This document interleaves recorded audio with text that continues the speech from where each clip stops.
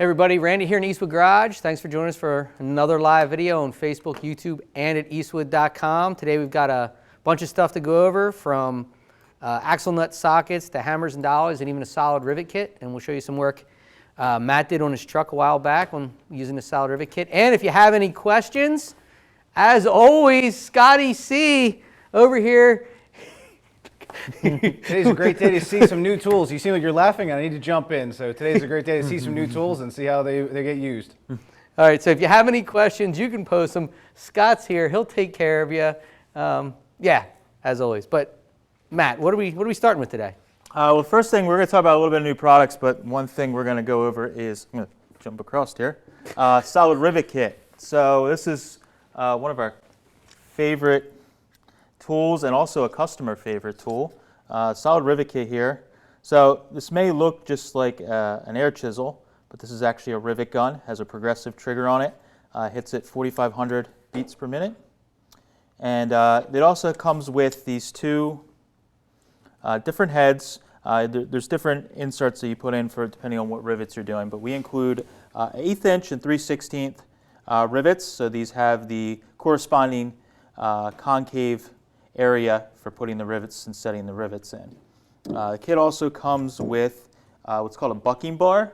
So this kind of looks like, turn it there so you guys can see. So this kind of looks like a dolly, like a hammer and dolly, but this is hardened steel, and this has a bunch of different surfaces here that you can actually set the back of the rivet on when you're setting the rivets. So depending on the area that you need to get into, you may need to use these areas. So any of these areas that are polished here can be used to set the rivets, which is really, really cool. Also, of course, we have Clecos. For any guys that aren't familiar with the Clecos, they are panel holding clamps. So I will try and turn this so Joe can see here. We always get this question, so I'll do it. So there is a little part that comes out. Well, the first thing you do is you drill a hole in. Yes. It's to hold a couple pieces of sheet metal together. So you drill a hole through them, and this is going to hold them together by. We got to let Joe adjust. Oh yeah. There we go. So when you. So you guys got a shot on my backside. Yeah. So you pushed it, and it so goes through the hole.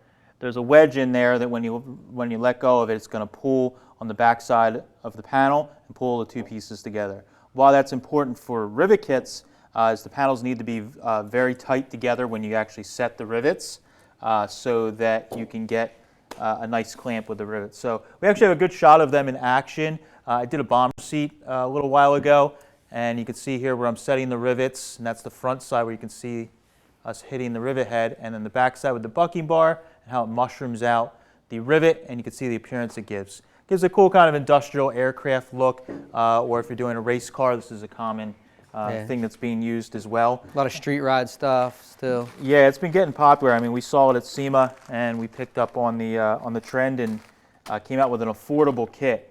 It also comes with the rivets, kind of a starter kit here. You get a 1/4 pound of the 3/16 and 1/8 inch rivets. So it's about 200 to 250 rivets, depending on the size here, that you're getting. And you can buy additional bags from us to do these. These are solid round head rivets. So as long as you're getting rivets that match that, they're going to work.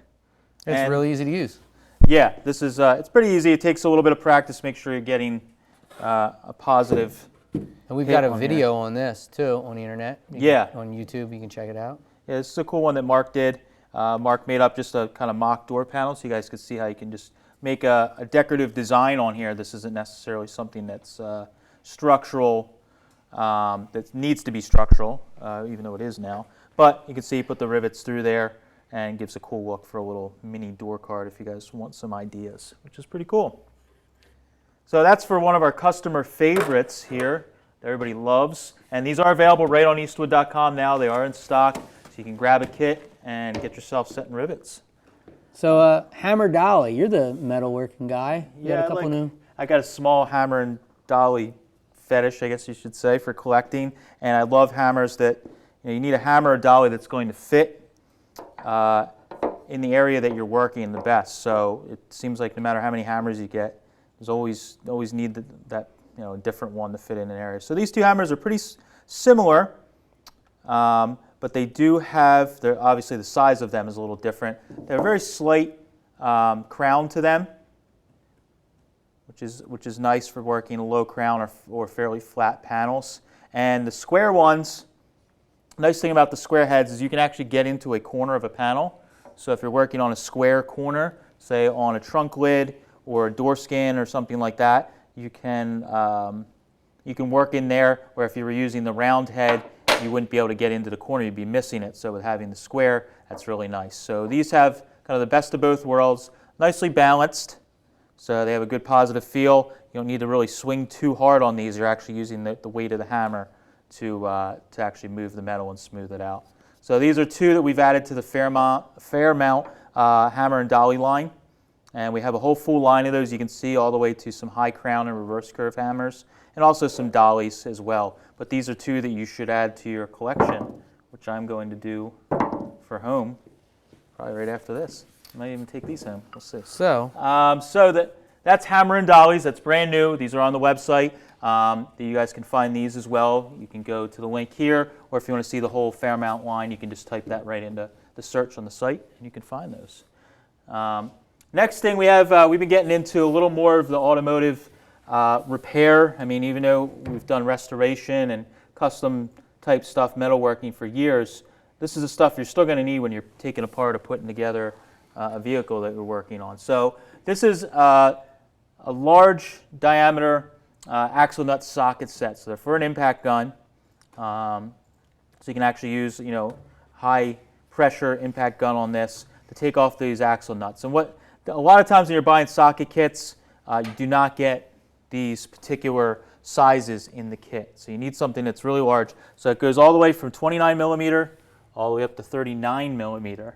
So this is going to cover most of the axle nuts, whether it's a front wheel drive car and you're doing the front axle nuts that are on there, or if you're doing a rear wheel drive car or truck, you would use these on there. So this kind of runs the gamut, comes in a nice blow molded case, so you can keep them all together and organized in your box, or you can even take them to the junkyard or on the road with you if you need to do work. So these work really great, and again, they are impact, so you can beat on these things with your heavy duty impact gun, which is pretty cool. and then The axle puller. So if you guys, the axle puller here, which is pretty handy.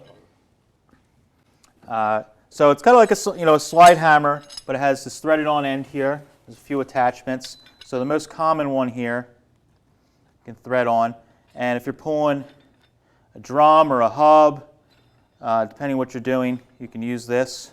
And then you just attach that after you take your wheel off. Yep, and you can slide And- and pull off You just put your lug nuts back.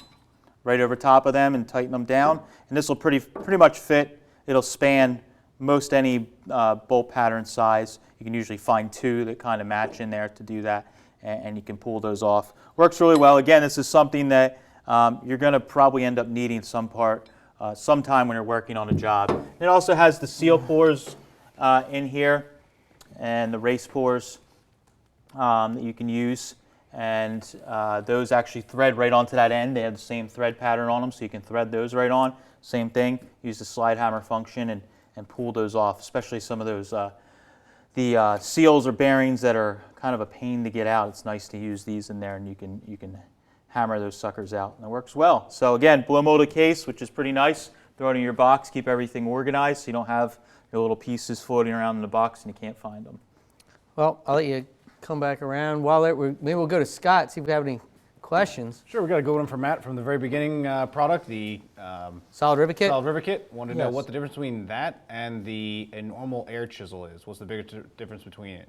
Yeah, so like as mentioned, the air rivet gun, an air chisel is going to have, it's basically just like an on and off.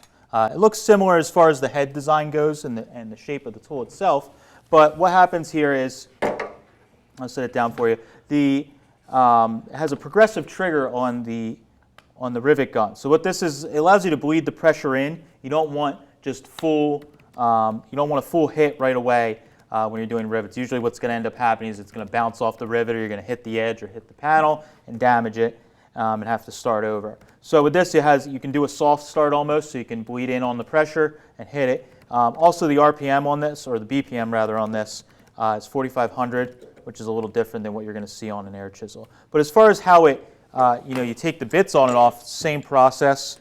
So it has the little springy here that you can pull off and slip off. So it basically works like a... Yeah, like an air chisel. The same bit as an air chisel. You can slide it off here and put your other one in.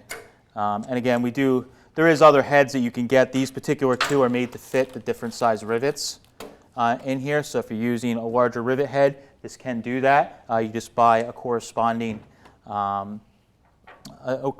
bit there, which you can get. Any aircraft supply store will sell those. But usually these guns, when you're buying these guns, or even the bucks, they get very, very expensive. I mean, I don't even think you can buy one of these guns from an aircraft rivet supply store or aircraft supply store for, it's probably double or triple just for the gun is what our whole kit costs. So a lot more affordable, gets the job done. Also, if you go to our website on the product page, we have a handful of really nice photos of some customers have used this. Rob Ida's shop, they just did a gas tank recently, and they did it on a Willys and did a killer job on that. So if you go on our site, you can see some examples of stuff that some different people have done.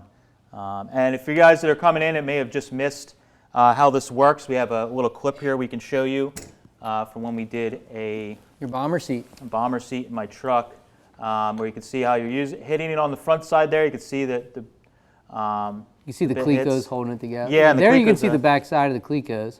And it gives you a nice look there. What I did on those is I just take a Scotch-Brite. You can see they have like a coating on these. So when I was done on these rivets, I just took a Scotch-Brite, hit them over it, and that gives it the nice brushed finish when you're all done.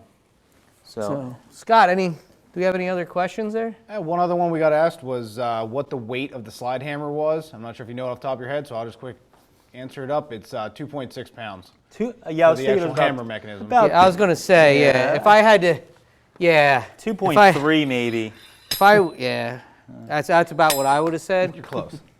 I mean, now was that with everything connected, or That should was be that? just the actual slide mechanism, the hammer part. Did they need to know Celsius too, or are we just sticking with standard there in pounds? We'll stay with standard with pounds. Okay, was that it then, Instead of metric. Scott? Yep, we're good then. So hey, less than 2 weeks. If you're a fan of Scott's lives last time, Scott brake pads. Yep. And less than 2 weeks from now is going to be body filler. Yep. He'll be standing here where we're at, just Talk about body filler, right? Talking about body filler. mixing Yep. some body filler. Yep. How to Have you got mix your it, props all that ready stuff. yet for that one? I'm gonna just grab a hood. Okay. Oh, we're going to use the Monty hood. Yeah. Okay. Why Yeah. not? So we're going to have the big Monty hood out here, and Scott's going to go over some of our body fillers, maybe the whole line, show you how to mix, spread, give you some tips along the way. That's going to be a good one. That's in about 2 weeks. Yeah. Tomorrow we've got 2K Aerospray, right? Yeah, another customer favorite, 2K Aerospray. So we're going to be going over that. If you guys have seen those, we're going to kind of go over what's great about them, why they're more expensive, which is probably the biggest question we get all the time. So that's something that's kind of fairly exclusive to Eastwood. So you guys tune in, check that out. Tomorrow, 3 o'clock Eastern Standard Time, we'll be with you guys. So that's all I got today, guys. Yeah. Thanks a lot, Matt. Appreciate it. Catch you guys later. See you tomorrow.